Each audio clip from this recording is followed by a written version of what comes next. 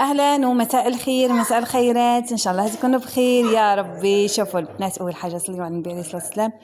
الا بذكر الله تطمئن القلوب. ان شاء الله نلقاكم بخير، مهني صحتكم سانك وانتم هذيك هي.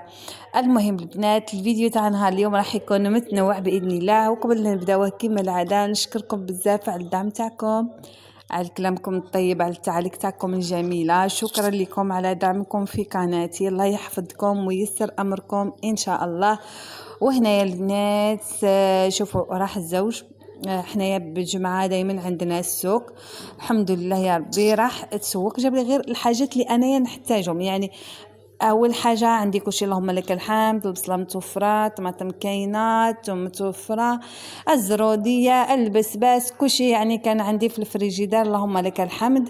ربي يدومها علينا النعمه وعليكم تنتوما ويرزقكم من حيث لا تحتسبون.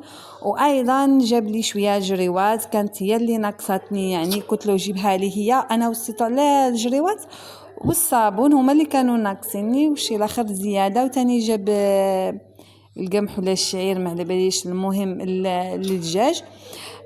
لانه شوفوا البنات، انا ماشي ما نعرفش الدجاج ولا صراحه. احنا الاب تاعي كان يربيهم واحد الوقت، مي ماشي يعني واحد الزمان بكري، كنت انا شويه صغيره ما نعرف لهمش مليح، ولكن الاغلبيه كنا نطلقوهم برا في الجاده.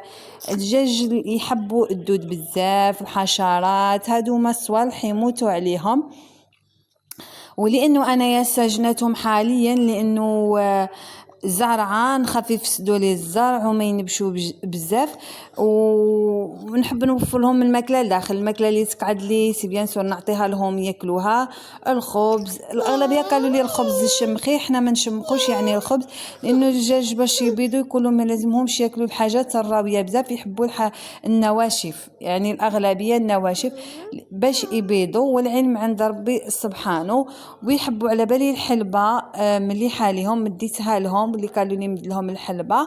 شوفوا كاين اللي يحط الشعير يتنفخ ولا القمح المهم يحطوا يتنفخ مع الحلبه ويعطيو لهم ياكلوا. انا يا درتها شحال من مره، هاد المره لانه كان خلاص لهم وكل شيء وتوحشوا، ايا حطيت لهم هكذا ونقبل لهم لك الحمد. المهم الحمد لله على كل حال البنات. انا راني نوفر لهم شي اللي كتب ربي، كنعطيهم الطماطم، كنعطيهم البصله من داك لان تاع البصله مليحه، او الماكله قلت لكم اللي كتقعد زياده عليا كنعطيها لهم، اللهم لك الحمد. المهم البنات، وهنايا كان قلت لكم قضى لي شويه الزاوج، جاب لي اللي كتب رب العالمين، وجاب لي السردين. وبطبيعه الحال انايا كشت السردين، اول حاجه قلت له نعملها هي ندير الطبيقات، لانهم راهم في خاطري. كل ما يجيب لي السردين يجيب لي هذاك السردين الصغير، وما يليكش يا خياتي ما يليكش صراحه الطبيقات. من نتوما تفرجوا الفيديو حتى النهايه، لانه حطيت لكم الدوان تاع النمال، لانه بزاف سواء النمال ولا الحشرات انواعها، سواء في التربه او في الجدره. المهم تفرجوا، رايحه نوريكم باذن الله.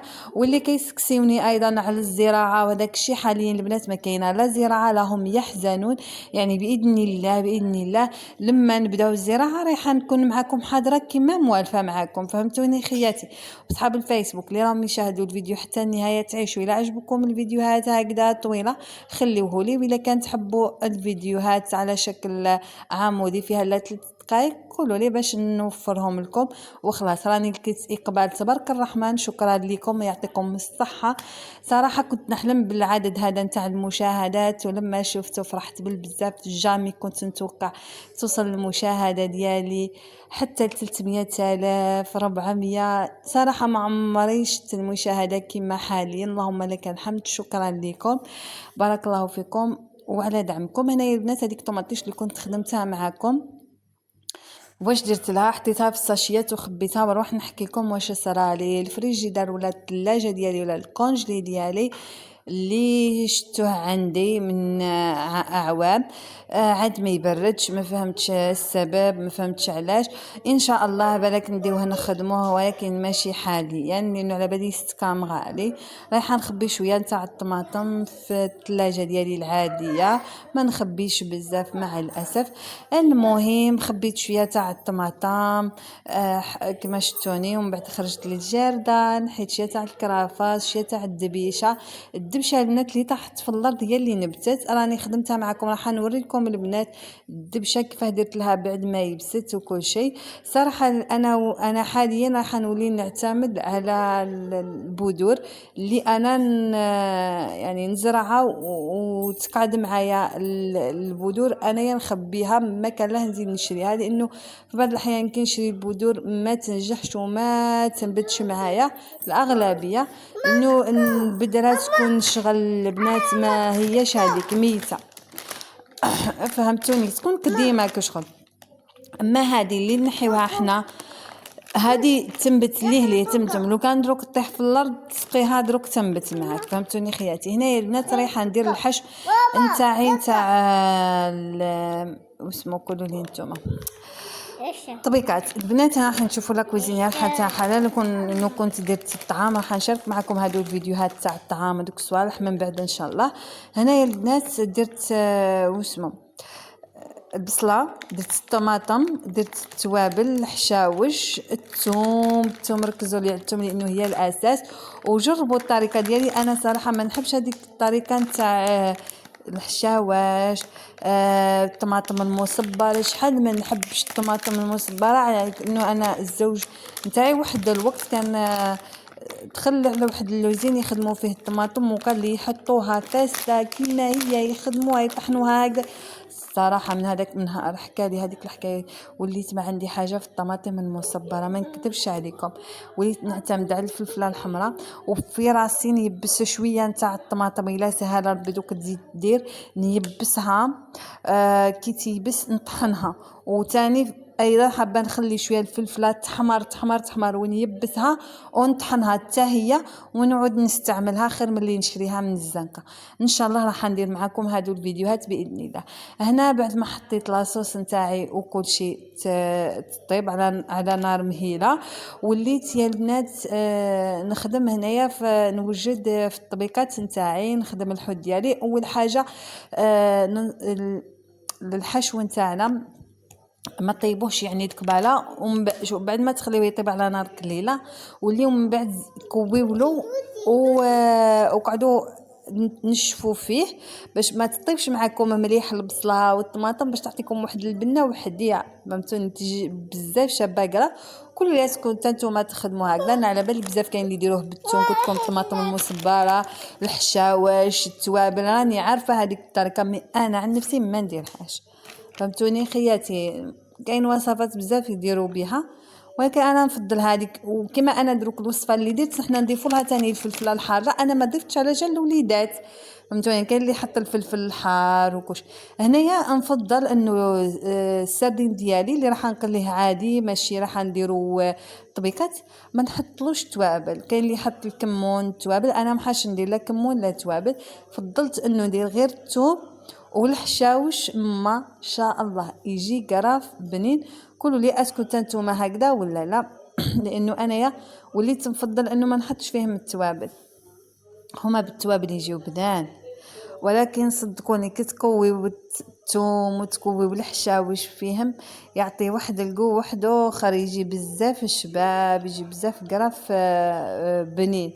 هنايا البنات كما راكم تشوفوا كويت شويه للنار، بدات معايا تنشف كما راكم تشوفوا. درت حتى الزيت النباتي يعني الزيت العادي. هذه هي وهذا هو، ويعطيكم الصحه. والله انا يا شوفوا واش راح نقول لكم، فرحانه بزاف بيكم صراحه، فرحانه بتعاليكم، فرحانه بكلامكم طيب. راح تشوفوني شويه راني مزدوره، انا ما كنبراوش والله، كما انا بنتي سيليا راهي حتى هي مريضه بالزدره سخانه، ما عندي ما نحكي لكم يعني. راهي شدتها الزوج ثاني يومين شد لي الفراش، ايضا مازال مرتاح مليح، ستر اللهم لك الحمد. اشرف ما عاديش، اشرف راني مع دروسو راني نحيهم كنت قلت لكم بلي راني نحيلو في الدروسه. خدماش قالت له الطبيبه نحيهم ما تخليهمش، راه عند عمتو داه جاليه بن عمتو داه مبيت عندها، ولا حنا وحدينا. سيدرا مسكينه عاونتني هنايا، خدمت لي سلاطه يعطيها الصحه، بنتي كبرات ولا تعاون ماماها، خدمت لي سلاطه قلت لها روحي خدمي بنتي دبر راسك ديال، طيبت لي الصباح القهوه يعطيها الصحه. يعني اللهم لك الحمد لله، يعني ندخلها معايا للمطبخ نقولها تعاوني، وليت نعطيها الكسره تصوت الكسره، نعطيها ديما واحد الدويره نتاع الكسره هي اللي تصبطها هي اللي تطيبها، لا تقعد معايا تعاوني في البيت احسن من اللي تقعد برا هكا وهي تلعب في الزنقه. صراحه ما وليتش نحمل نخليها تخرج تلعب برا، ما نكذبش كنصيبها تقعد غير مع اختها في الدار عادي جدا. حنا كبرنا هكذا ومصرا فينا والو يا خياتي، ماشي شرط انك تخرج الزنقه تضل برا، حنا النساء تاع الدار فهمتوني.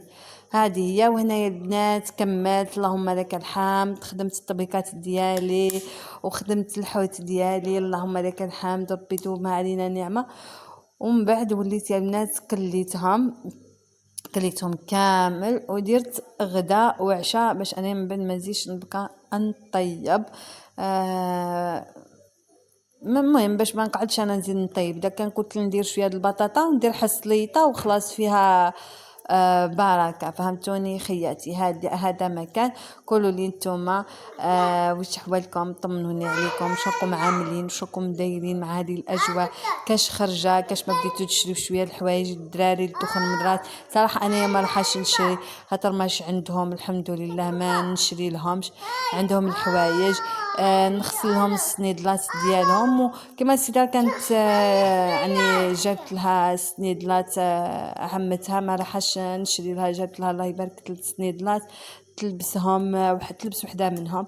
وهذا ما كان هنا البنات بعد ما خلصت السليطه وجدت علي سيدرا راني فرحانه بزاف بها. كل مره تقول لي ماما انا اليوم عاونتك، نقول لها هي ماما عاونتني يعطيك الصحه، تزيد تقعد شويه تقول لي انا خدمت لك السلطه نقول لها هي على بالي بنتي خدمت لي السلطه يعطيها الصحه المهم الوليدات يحبون نفرحوا بهم يعجبهم الحال بزاف.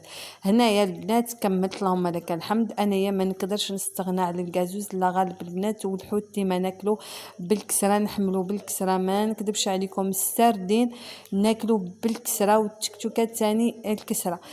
هذه هي البنات. وهنا سمحوا لي هنا على بالكم علاه ما حبيتش البنات نحط الماء، علاه ما حبيتش نحط الماء تقولوا لي الغبره وانتي في الغبره ما حطيتش الماء، على خاطر ماشي يا خياتي كان نحط الماء ما نقدرش نكنسها بالبالي، جربت حطيت الماء ما قدرتش نكنسها. ان شاء الله راني نشوف راهي في خاطري هنا هذه الجرده راهي في بالي ان شاء الله نخدمها ما نخليهاش. وهنا يا حبايبي خرجنا الجرده كنست الجرده وحطيت الطابله خاطر ما شري طابي كنطلقوهم في الليل وفي الصباح كنهزهم فهمتوني ما كنخليهمش في الارض. من بعد جاب لنا الزوج هذه الدلاعه الله يبارك تبارك الرحمن واش من دلاعه يعطيه الصحه برجلنا هو كيخدم الصراحه دوا يخدم ربي يحفظو ربي يخليه لينا ربي يصونو ربي يهنيه ربي يرزقو من حيث لا يحتسب والله ربي يعطيه قد من السماء للماء. والله شوفوا الزوج الصالح نعمة قسما بالله في البيت نعمة خاصة كي يعود ما ينقرش عليك وما يكلكش وما يزعجك وديما يقول لك هيك وشغل واقف معك الدنيا وما فيها. هنايا برج هذه كامل حطها لي هنايا في السليله في البويطه كنت في السليله. ومن بعد وليت لها الزريعه هذه تاع الدبشه البنات راهي ما ناشفاش مليح فهمتوني ماهيش ناشفه مليح، يعني انا برك حبيت نحيها ما نخليهاش قاعده سينو نخليها تنشف مليح مليح مليح مليح مليح. ومن بعد نولي نهبطها تهبط وحديها هي كتقولي كوكو يعني جاب لها باباها شرى لها لاكوش فهمتوني خياتي. ومن بعد اللي تنحيتها هكذايا منها ونخليها تزيد تنشف تشيح مليح مليح مليح مليح باش نولي نخبيها في لي بوط باش ما تفسدليش. ومن بعد في الخريف ان شاء الله في شهر سبتمبر باذن الله نغرسوا الدبيشه نغرسوا الكرافاس نغرسوا شويه البسيله نغرسوا شويه البطاطا المهم الحاجات نتاع الخريف والكدام نغرسوهم مع بعضنا باذن الله، وقبل كل شيء نقشوا الجردة، نخدموا الجردة ندوسوها ان شاء الله يسهل برك رب العالمين. هذه هي وهذا هو حبايبي. وقولوا لي اسكو البنات عجبوكم الفيديوهات هكذا طوالين ولا نقص لكم منهم وندير لكم كما العاده في اليوتيوب. راح نبقى نحط بزاف اللي قالوا لي ما لقيناش صفحتك في اليوتيوب. صحاب الفيسبوك راني مثبتاتها من الفوق، كما تدخلوا للصفحه ديالي تلقاو حطات لكم فيديو تكاو عليه يديكم طول اليوتيوب، فهمتوني خياتي. واللي قالوا لي غيري اسم قناتك راهي كما القنوات ديالك الاخرين اللي كانوا عندك خياتي، ما نغيروش باش يلقاوني الناس اللي يحبوني واللي كيتبعوني والناس اللي يعرفوني ماذا بيا يعاودوا يرجعوا معانا لهذه القناه. هذا مكان. وراني فتحت ثاني صفحه في التيك توك، اللهم لك الحمد يا خياتي، قريب نكمل 1000 ابوني في التيك توك، غير من الحبايب اللي يتبعوني والناس اللي تعرفني لقيتهم تما يا خياتي في التيك توك. بالكل داروا لي ابوني، يعطيهم الصحه بيحفظهم يسر امرهم. شوفوا هنايا خرجنا تاني بعد ما حرقت انايا النار، لميت حاشاكم الزبل كاع حرقته ودوست الجرده.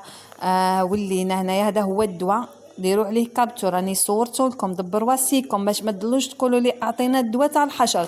هذا الدواء يعالج كل شيء، النمال، الدبان، يعالج الدبان ماشي في الدار برا، ردوا بالكم دخلوه للدار.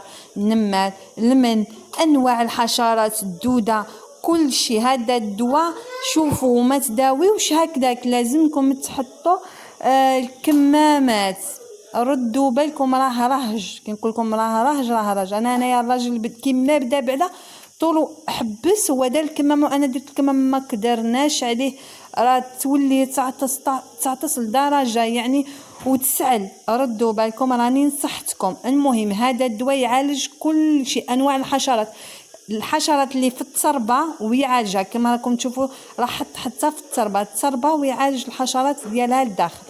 ايبا خياتي هذا هو الدواء لجميع الحشرات، اللي يحب يشريه ولا يروح يشريه. هو شويه غالي، ما يقولكمش غالي واو ولكن شويه تقدروا تشريوه، يحكم لكم قداه من عامين يشد لكم، فهمتوني. كي تعودوا ما تعالجوش بزاف يشد لكم اكثر يا خياتي. هنايا البنات ها راكم تشوفوا الزوج راه يعالج. كان هذا هو الفيديو نتاعي، نقولكم تهلاو في رواحكم في الملتقى، مع السلامه، باي باي.